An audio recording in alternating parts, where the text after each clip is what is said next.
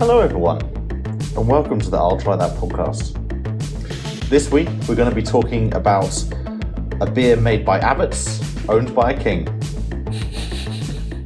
But first, we're going to go to Matthew for the whole topic. Hello everyone. You're doing another intro. I'm completely ready when we started today.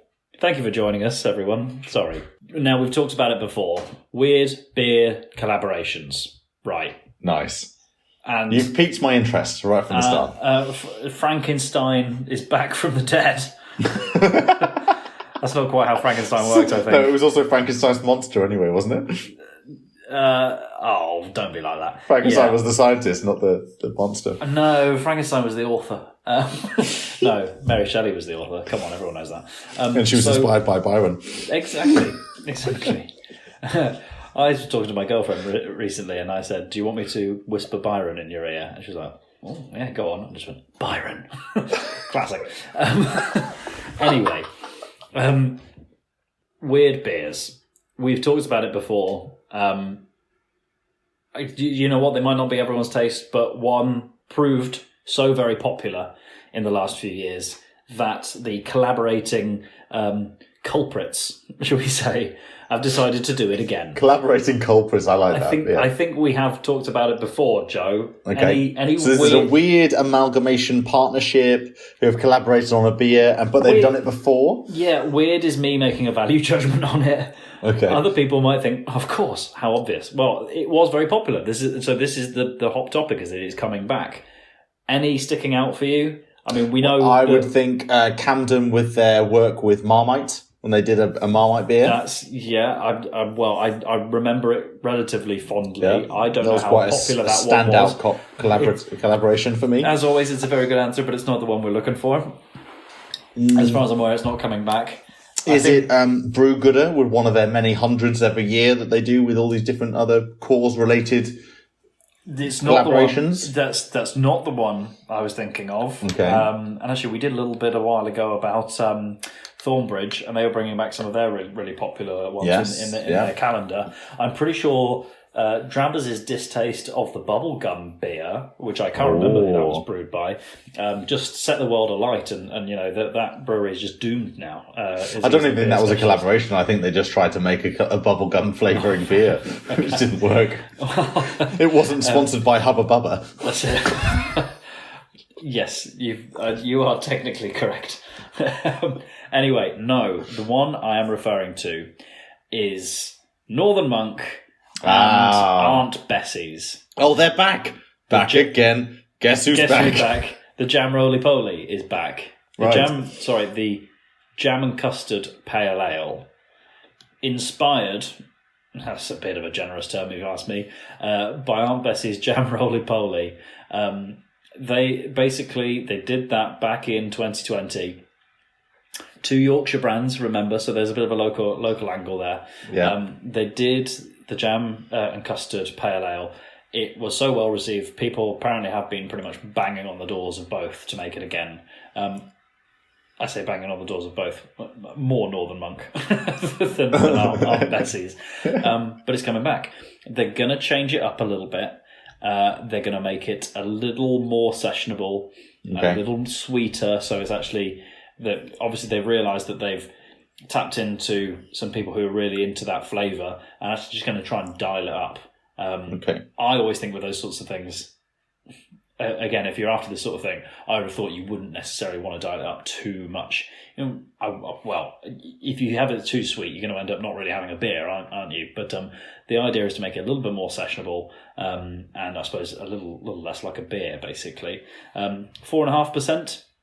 Nice. Is what we're aiming for this time, and brewed with plum, apricot, and strawberry, and a little bit of custard. That's a different couple of jams in there. Well, exactly. Will you be purchasing part of the new batch of jam and custard pale? I mean, don't get me wrong. I like a jam roly poly as much as the next person, but yeah, I mean, and actually, most things that in fact, everything I've had from Northern Monk has been incredibly tasty. So this could be, and the fact that this is also coming back by popular demand. I mean, I don't know where your reservation is, Matthew. This is all very positive wording that is coming out You're right now. It's true. I'm actually just being a grumpy old so-and-so. That flavour profile, I like that as a phrase at the moment, by the way, are in good hands in Northern Monk. As you say, actually, I've enjoyed the beers I've tried of theirs before. So, yeah, I should be a little more open to it. And I really can't criticise as I didn't ever have any of the first iteration of this. No, so I should broaden my horizons and give it a try. I think the keenest advocate for this kind of collaboration is not here today. No. I imagine Drabbers is probably going to sign up for this by the barrelful. But, well, especially if it's going to be like 20 quid for one beer. They'll be all over it. Yeah. Have you thought about putting the prices up? No, Northern Monk. That might just tap into a very niche market. Of one. But speaking of Northern Monk, again, the story is out there, I think, in the Brewers' Journal, if you want to have a look at it in more detail. But founder of Northern Monk, Russell Bissett, not Blissett, Bissett. Not Biscuit. No, not Biscuit. No. He has said, partnering with a national favourite like Aunt Bessie's yet again has been an honour, to say the least.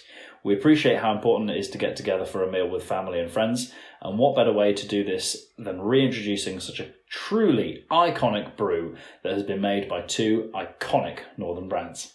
Now, you just sparked something in me, because I remember we, very early on in the podcast, Rich presented a hot topic of this Northern Monk Aunt Bessie's collaboration, but it wasn't about the jam roly poly. It was about their Sunday lunch in a can idea. Oh, yeah, okay.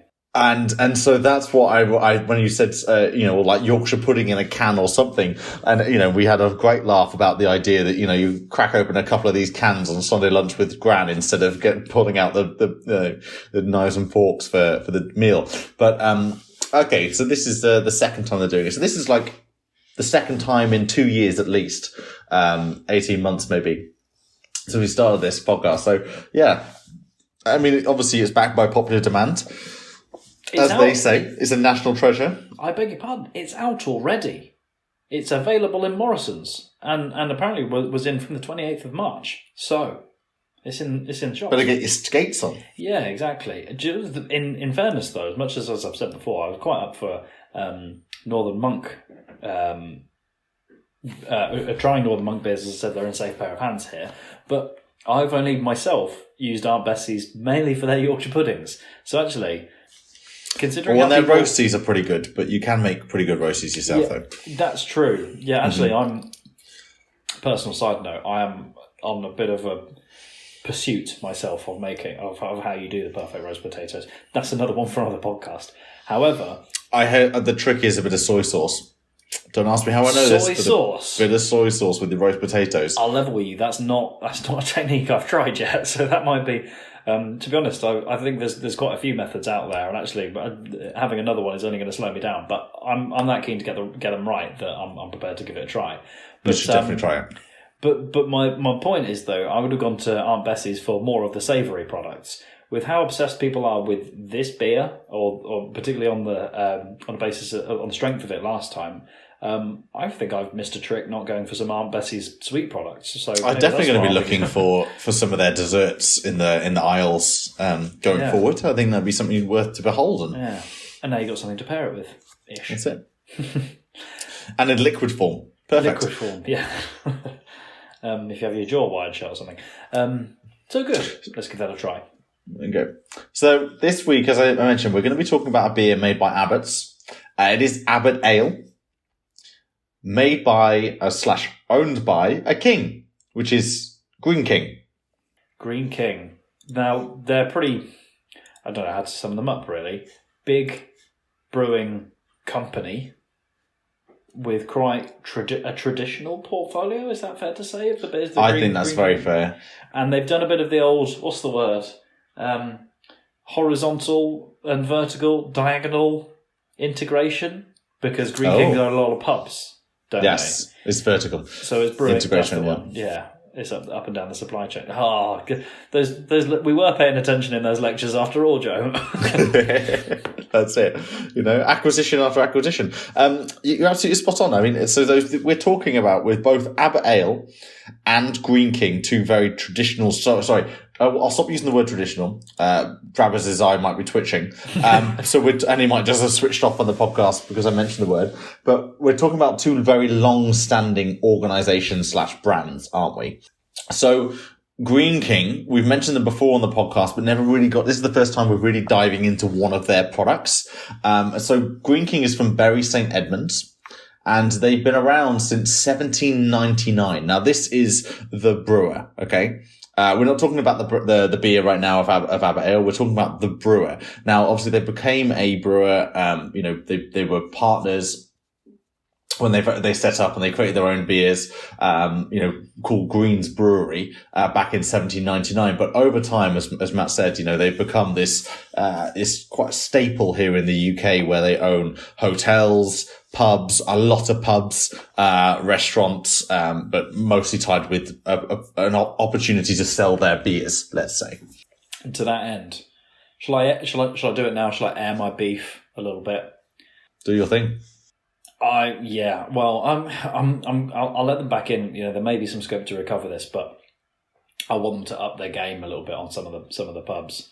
Okay. They've taken over, and I think there are some pubs out there that have been. I think they even overtook one of those pubs, which claims to be one of the oldest in the world. Oh, okay. This really needs a real fact check, but I think the last time I've been a couple of times. I think they took over Ye Olde Trip to Jerusalem in Nottingham, which is one of the oldest pubs. And that comes with a certain amount of expectation. Exactly, and identity, and perhaps to be treated in such a way that it isn't just a means to, it's not just a paycheck sort of thing. In short, I won't get into it in too much detail. I have a couple of experiences recently, particularly with around food rather than drink, in Greene King pubs where I felt they could have upped their game a little bit. And that's all I'll say. Well, you've left a lot to be desired there with people wanting more to know more about this. But hit me up on the DMs. If you've had a recent beef with Greene King's food, then go to Matthew Palmer. This is not brewery lawyers for you. It feels like it. Have you had an unpleasant experience in a pub or brewery? No win, no fee. But yes. So I guess going back to the brewery itself, it's been around for a long time. Set up by Benjamin King and Set up by Benjamin Greene and Frederick King. They're the two brewers that came together, which formed Greene King and Sons and Greene's Brewery, which became Greene King. Yeah, makes sense. Abbot Ale is the one we're considering today. So, Abbot, interesting name. So, I think we were actually trying to figure out earlier, weren't we? Yeah, So, Abbot, I know, is something to do with religion.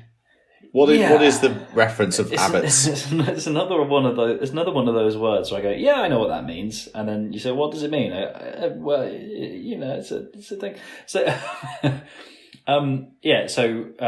it's one of those church-related religious titles.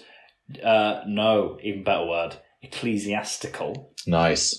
I think it's an ecclesiastical title for the head of a monastery. So the abbot was the head of a monastery. Yeah. Okay. So actually, the one thing I suppose that might need checking there, or the thing that is a little bit of a grey area, you would assume that the head of a monastery is also a priest, or a vicar, or a monk. Yeah, exactly. Yeah. Well, they'd be an abbot. That's what they'd be referred to. They'd be more senior than monks because they'd be. Yeah, exactly. An abbot. Do you think you could ever get appointed as an abbot if you weren't a priest? No, well, you'd be a monk. You wouldn't be a priest. You'd be a monk because you're in a monastery, and a monk living in a monastery. Their hierarchy is that you then become the head of said monastery. You're now an abbot. Although I understand the only a qualification on that is that it has also been used as an honorary title. Interesting. Okay. Which is probably also to do with whether they've, I don't know, maybe a certain amount of good work. But the abbot is the male term. And if you were a lady abbot... A nun? A lady abbot is an abbess. Oh, an abbess, eh? Yeah. And I also, when I picked up the Abbot Ale, my ecclesiastical knowledge sometimes leaves a little to be desired. I looked at the bottle and I thought, hang on a minute. There's a lot of sort of off-white kind of creamy colour. Yeah. And then what's the other colour you see here? Like a dark, like a royal blue. Well, I think it's purple. Is it purple? Oh, could be. So I think it's a purple. No, you're absolutely spot on. Sorry. Let me rephrase that. Ask the question again. Okay. So it's like an off-white colour. And then what's the other main colour that you see here? Oh, it's definitely like a royal purple. Royal. I love the vigour with which you said that. Yeah, it's very, well, it's rich, isn't it? Which we'll start talking about tasting notes in a minute. But so, to my knowledge, purple in a, again, ecclesiastical, clerical or religious area is a colour that's about, like, fairly relevant at the moment, about Lent time and about sorrow. And, is it?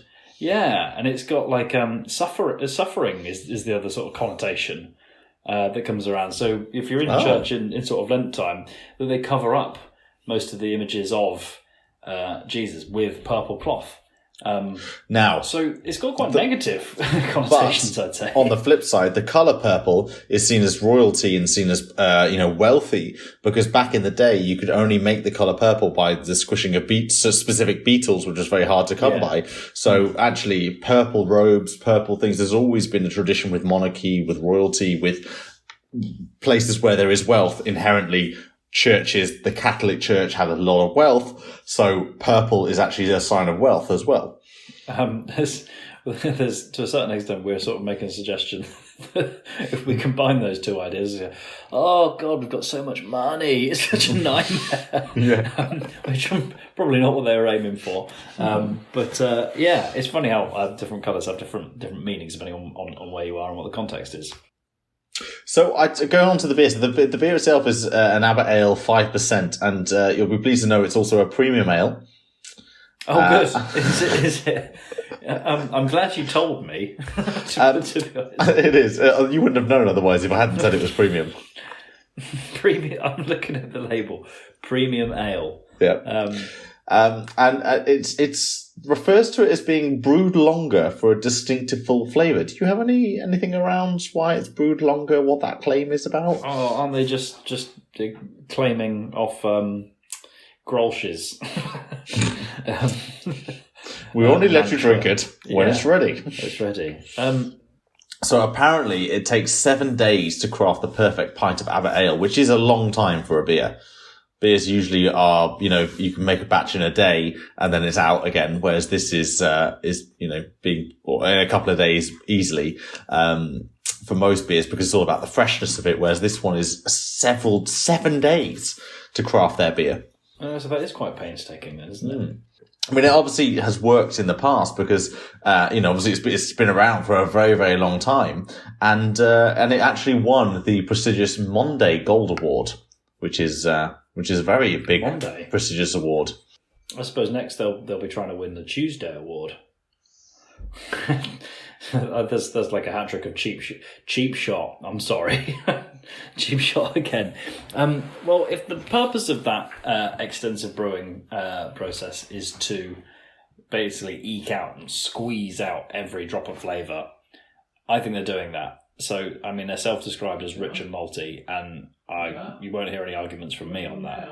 Like, in buckets and spades, it's rich and malty.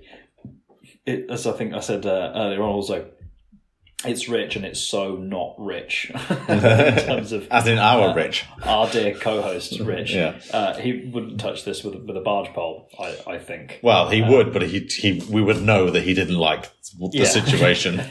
Yeah, exactly. And actually, the other thing I think I was, in my little notes I was making to myself was like, like fruitcake. That's actually what it starts saying to me. You've only got to turn the bottle around, and I think that's the first word on the label as well. It says it's fruitcake. It's that malty. What is the name of that fruitcake? Saurine.